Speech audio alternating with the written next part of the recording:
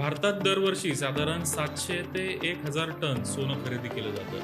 पण देशात होणारं सोन्याचं प्रोडक्शन बऱ्यापैकी कमी आहे. त्यामुळे स्वित्झर्लंड, UAE, साऊथ आफ्रिका, ऑस्ट्रेलियासारख्या देशातून आपल्याला मोठ्या प्रमाणावर सोनं इम्पोर्ट करावं लागतं. मागच्या आर्थिक वर्षात सोनं खरेदीसाठी भारताचं $72 बिलियन म्हणजे अंदाजे 6.5 लाख कोटी रुपयांचं परकीय चलन खर्च झालंय. सोन्यासोबतच आपल्याला क्रूड ऑइल, गॅससारख्या अत्यावश्यक गोष्टी तर इम्पोर्ट कराव्याच लागतात, त्याला काही पर्याय नाही आहे.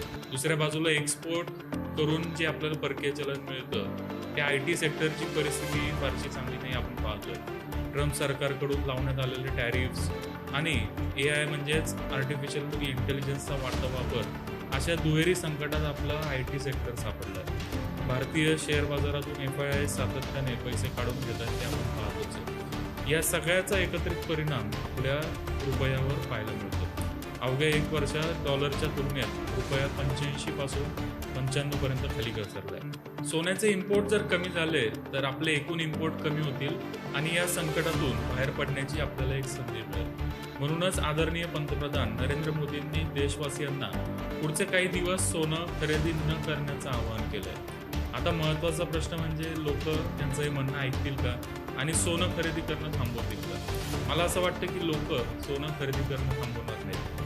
ज्याच्या घरात लग्न किंवा दुसरा एखादा कार्यक्रम आहे तो व्यक्ती रेट किती वाढला तरी कमी अधिक प्रमाणात का होईना पण सोनं खरेदी करेलच.